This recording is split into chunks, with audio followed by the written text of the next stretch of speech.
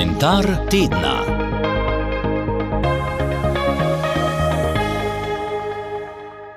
Spoštovane poslušalke, spoštovani poslušalci Radia Ognjišče. Ko se izteka prvi mesec novega leta, je tudi čas, da se nekoliko zaustavimo. Pogledamo v preteklost in še bolj v prihodnost. Za nami so dnevi, ko smo se želeli novega začetka, pred nami pa je znova vsak dan s svojimi vprašanji, skrbmi in tudi z negotovostjo. Zdi se mi, da je podobno tudi v naši družbi. V javnih občilih veliko poslušamo in beremo o razmerah v svetu, v državi in družbi, o gospodarstvu, zaupanju in prihodnosti.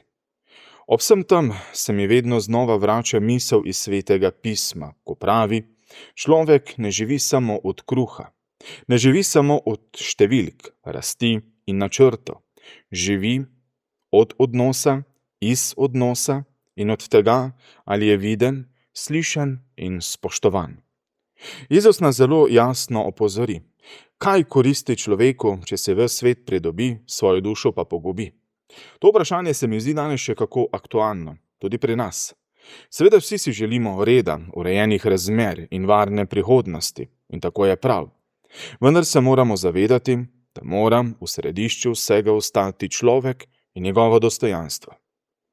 Ko poslušam zgodbe starejših, ki se počutijo osamljene, mladih, ki jih morda, pa čeprav potiho, skrbi prihodnost in vprašanje zaposlitve, in tudi družin, ki kljub trudu komaj shajajo, se zavedam, kako zelo so lahko besede o solidarnosti prazne, če ne postanejo dejanja. A socialni nauk cerkve nas pred tem jasno uči in opozarja, da se kakovost družbe meri po tem, kako poskrbimo za najšibkejše. V teh dneh se čuti tudi več napetosti v javnem in političnem prostoru. Besede so včasih ostre, skoraj bolj kot dvorezen meč. Pogovori hitro zdrsnejo v prazne razprave, ki namesto vsebine prinašajo nove delitve. In prav tu se mi zdi za kristjane še posebej pomembna poklicanost k drugačni drži. Apostol Pavel nas opominja: ne dajte se premagati hudemu, ampak premagujte hudo z dobrim. To ni lahka pot, je pa evangeljska. Jezus ni nikoli vabil k povračilu ali izključevanju. Vedno je vabil k spreobrnenju srca, k temu, da v drugem najprej vidimo človeka, ne nasprotnika, brata ali sestra.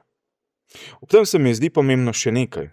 Spremembe se ne začnejo od zgoraj, ampak tukaj, v meni in v tebi. Jezus govori o gorčičnem zrnu, majhnem, skoraj neopaznem semenu, a prav iz njega zraste nekaj velikega. Tudi danes se družba spreminja tam, kjer nekdo izbere poštenost namesto bližnjice, potrpežljivost namesto jeze, usmiljenje namesto obsojanja, vključevanje namesto izključevanja. Zato smo povabljeni, da živimo konkretno in ne samo z besedami. Morda res ne moremo spremeniti vsega, lahko pa spremenimo nekaj. Lahko se obstavimo ob človeku, lahko molimo za našo družbo, ne kot izgovor, ampak kot vir moči. In morda je to sporočilo tega tedna, da Bog deluje tudi tam, kjer se nam zdi, da je vse obstalo, da upanje ni naivnost, ampak odločitev. In da se prihodnost naše družbe, naše države začne tam, kjer dovolimo, da nas vodi beseda, tiho, zvesto in pogumno.